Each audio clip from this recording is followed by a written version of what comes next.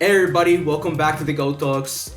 Thank you so much for all the support that this show has been receiving. Of course, watching it every single week has been an adventure, so I really appreciate it. Don't forget that every episode of the show, drops on Friday on metafight.gg, and of course, if you want to watch the highlights, you can do it on Luminosity's YouTube Smash channel, right? In today's episode, I welcome one of my most liked players in the entire scene, of course, one of my closest friends, not my best friend, my teammate as well. We won many tournaments, and I like you already know who he is. One of the best robs in the world. Let's welcome Big Jefe, Big Boss. Hey, ¿qué tal? What's up, people? What up, Leo? Thank you for the invite. What up, Big? Well, I guess I asked this question to everybody, and I legitimately want to know because I haven't asked you this forever. How you been? How's everything going? Pretty nice. A lot of changes have happened in my life recently. Sponsor things, girlfriend things, but everything nice. Like everything looks pretty nice. Nice. You mentioned a sponsor right there, so I guess that's something cool, new to talk about. Yeah, I think it was 2 days ago, like yesterday, where like Cinta Negra tweeted that you're not with them anymore, and yeah. well, you mentioned a sponsor, so maybe you got something in mind already. You got any offers already? Yeah, I actually have one. It's a Mexico City team. It's kind of new, but a lot of people already know that they want to grow a lot. The name of the team is Astros of Reset. Kibasan, my goat. He's doing a team. He was ex-partner from Heringas at Work Fighters, but now he have his own team, and he really wants to grow the scene in Mexico City. So he's picking up a lot of like really good talent. So he's picking picking me. So I'm really happy with that. I'm gonna be like partnered with Law, Chag, Diego. So a lot of really nice and good players. A lot of really good like Mexican players. You like Chag Law, of course, are players like a lot of people know, right? Because they've been taking names whenever people come to Mexico, and of course Chag traveling around the world, basically like the world, the world traveler for Yeah. Smash. So yeah, it is very cool that you got like. Did you already get picked up by the team, or is just like talk, or is just like confirm? Um, I think by the time of this went live, I gonna be already picked up by the team. So I So guess you can say it. Yeah. yeah, so I guess I can say it. Nice. Let's go. Astros de Reset. Nice. Yeah. I know Kiba. He's amazing. And, well, the Mexico City scene has been growing so much. There's a lot of tournaments. There's like 3 weeklies per week. And, like, of course, I've been going to those weeklies. Big Boss goes to those weeklies. People like Chad, Meister, even Alan Diz from other cities, Sky J, come up to those weeklies. So definitely check that out. And Astros de Reset, picking up like a lot of good players. Big Boss, the best out of them. So we'll see what he does, of course. So congratulations, my friend, and yeah, hopefully they pay you well. Thanks, bro. Yeah.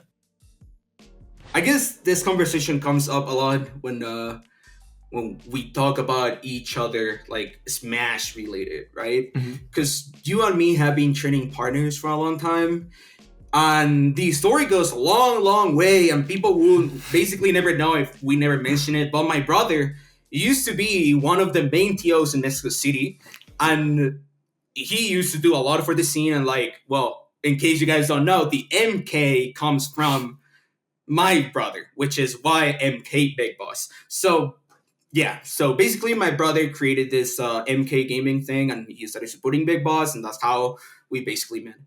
So we've been playing together for so long. We became best friends in a short time. But of course, Big Boss has been growing like since so long. And yeah, I just wanna ask, like, you being my training partner for so long, we've been playing so much, and like, how would you say that transfers to you as a player, like to your gameplay? At the beginning, it was a really huge boost for me. like being your partner was like, okay, I practice with Leo every day, I play with him, so I'm not gonna lose with any like low from his level, you know.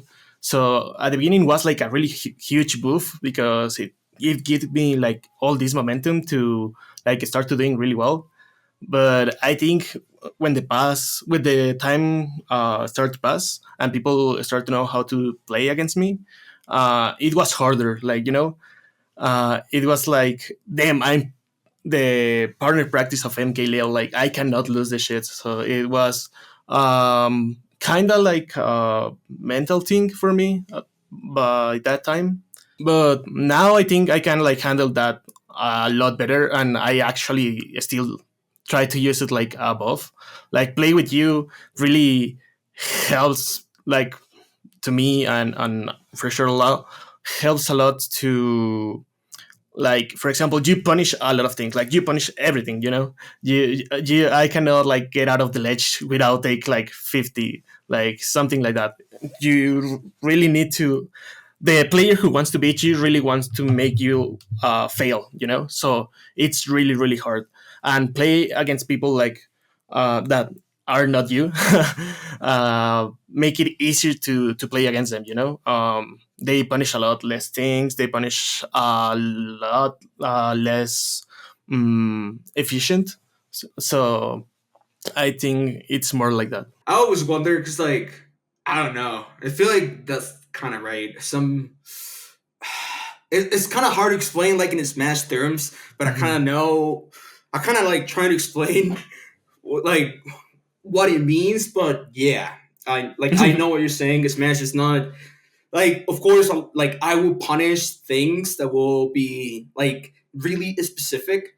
But there's a lot of playstyles in this game. There's a lot of characters. There's a lot of matchups. There's a lot of stages, and that creates a lot of situations and interactions. And like, I'm pretty sure 60% of the people will never understand those interactions.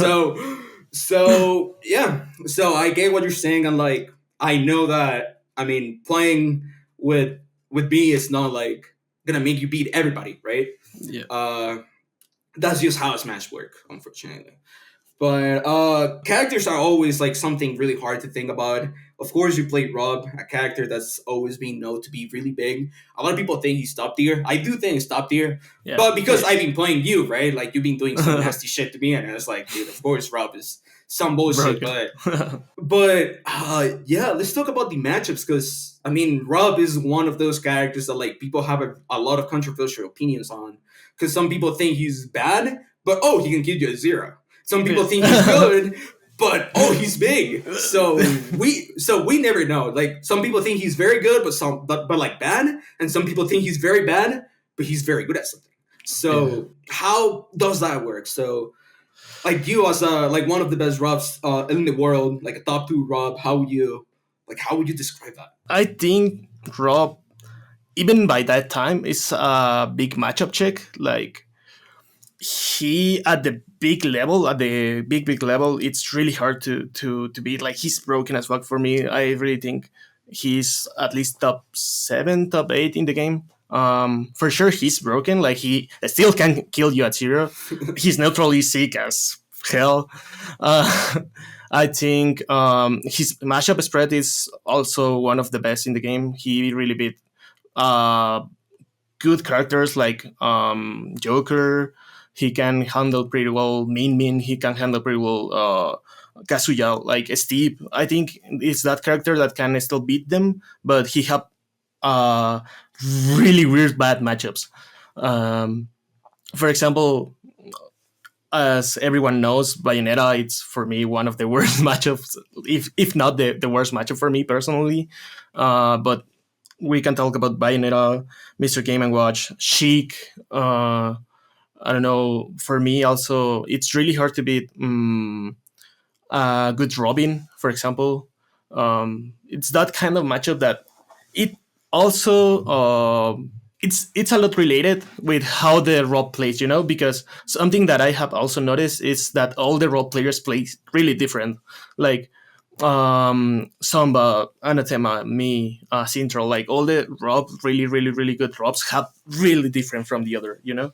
And I think something that I have learned, it's like the weak windows from Rob, like the disadvantage from Rob, are still the same. It's just like the timing on how they like play the game, you know. So I think it's more like rely on that. If you learn like the timing of the Rob or how he's playing, of course there's a lot of Rob that plays safer, you know. Sakurai and Zomba play safe. They don't use the gyro, the laser all the time like all the others. So yeah, I think Rob, it's in that kind of limbo where he can be like really, really, really good, and I'm pretty sure that he's broken. But bad Rob, or it's really hard to get Rob on the next level because all the like top level players know how to really defeat Rob. You know. Mm, yeah, the thing that you mentioned is like everybody has their own playstyle, but it's still like the same weaknesses. And Mhm. Rob is a really interesting character.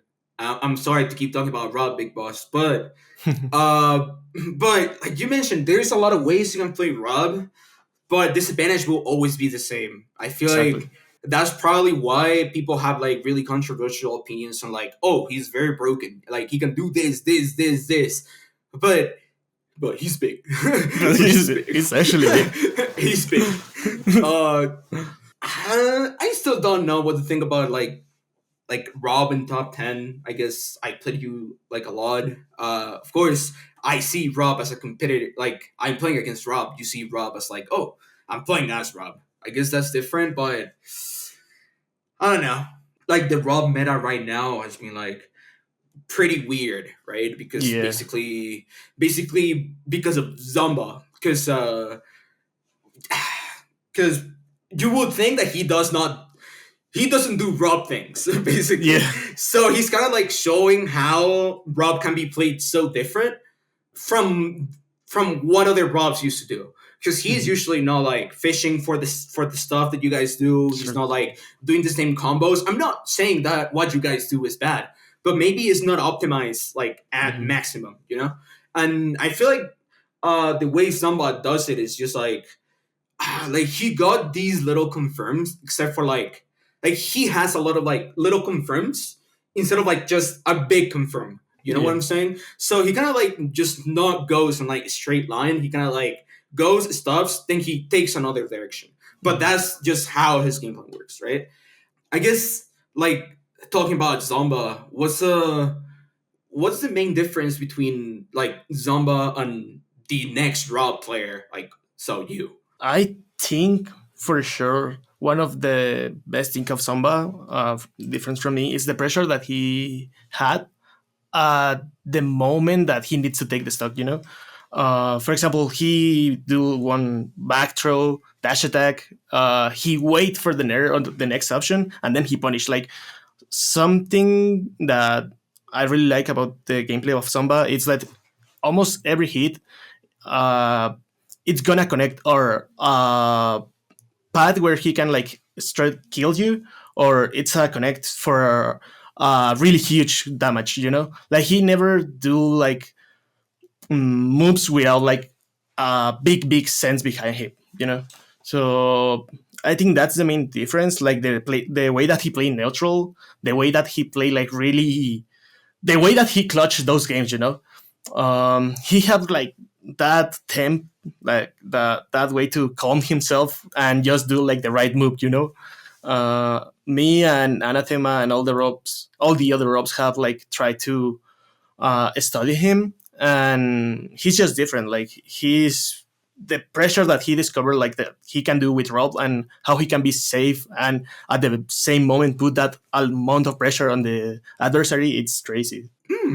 I think I know what you're getting at. I think I'm understanding. But that's another topic. I actually mentioned Samba because one thing that you did differently from him, which was bidding Kurama at Dreamhack. Because I Yeah. remember like a week before Dreamhack, we were at a tournament, you two together, and Yeah. I actually had to play Kurama instead of Zomba because Kurama beat Zomba, and like it wasn't like that close.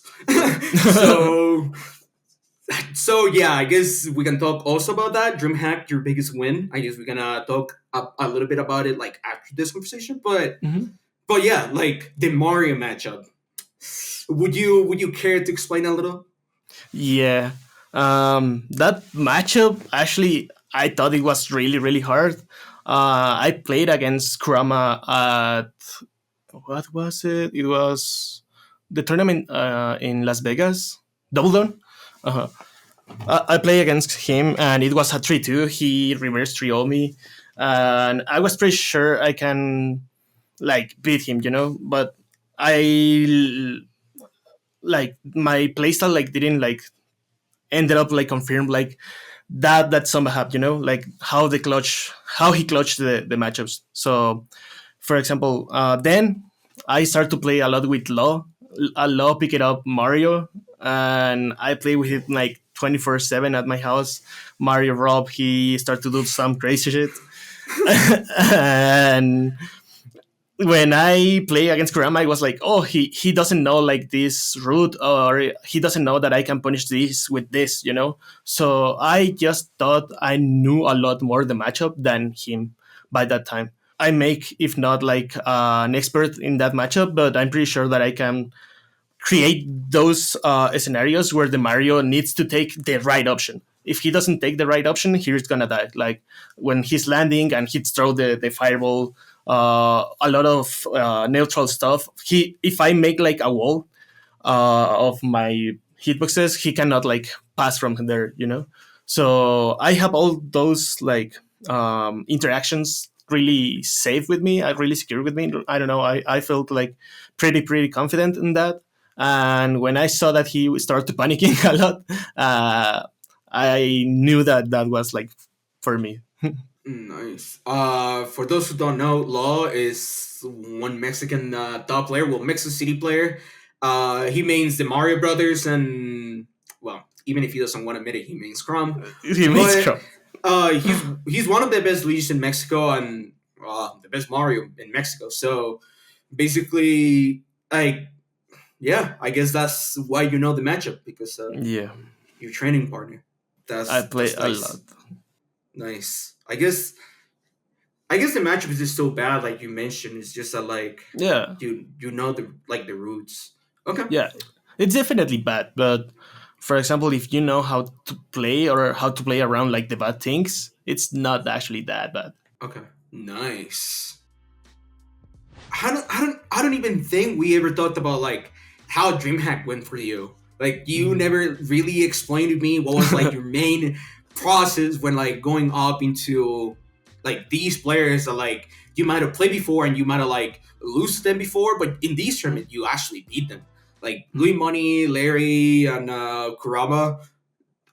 Some names that like you struggled with before, and some Yeah. big names for sure. Kurama being like a top 20 player in the world, really like amazing player. Um, I guess I'm just curious because I really never asked. I'm so sorry, but No. what was your main process when going up into these matches? Hmm. I actually wasn't like with the mental of winning that tournament. I was more like, okay, I'm in Sokol, I'm gonna chill.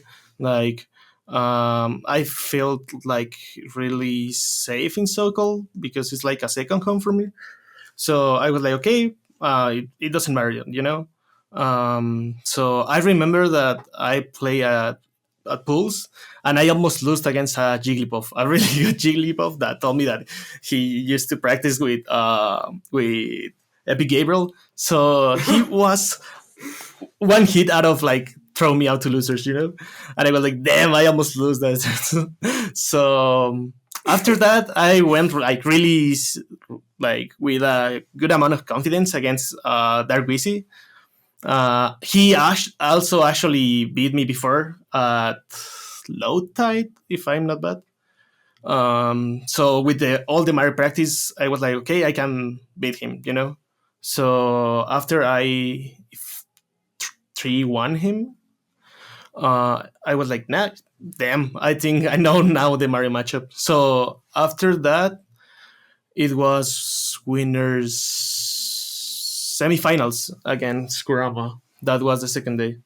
Uh, I was like, okay, he can definitely beat me. I was not like confident on win that, But when I saw that I could do all the things that I do against Law, I was like, okay, there's a huge chance of me winning this. So I remember also having the crowd with me. Like it was really weird. Like have all the SD crowd rooting for me was like really nice. Yeah, at the end I could take the match. It was 3-1 if I'm not bad again. And then it was winner finals against Larry, and I remember being really scared of that because everyone told me that he was like Mr. Dreamhack. He won the past like two Dreamhack San Diego. So I was like, damn, he. You know that when Larry's playing on point, he's playing on Yeah, point. it's Larry fucking Lure, man. Yeah. Some respect, yeah. Yeah. So I was like, damn, I'm scared as fuck. I remember playing some friendlies with him and he was destroying me. So when I start the game, I pretty sure I started to death him. So I was like, okay, if I take advantage of this, I can win this. So I remember that I just tried hard like as much as I could that match. So I ended up winning him, and then was like the rematch against Kurama. So Nice. yeah, it was a really good tournament. It was like really weird for me winning it. I wasn't like actually thinking of winning it. It's crazy because when I must try to win a tournament, it's more harder for me to win. I don't Yeah, know why that happened. I guess that's like you put a lot of pressure on yourself. Yeah, Probably, I don't know, like, and you get this tunnel vision, right? Like when you really want to win, and like you're not really thinking about like picking up another options. I feel like yeah, Smash is in Smash it's important to like know and learn when to stop and stop playing a different game. Like I yeah, know this sounds like kind of weird, but if you understand, you understand. But I'm gonna explain it. Like Smash can be played in a lot of different ways. So if you get this tunnel vision and just like start doing everything at the same timing and basically do the same option, like it would just be very very easy for your opponent to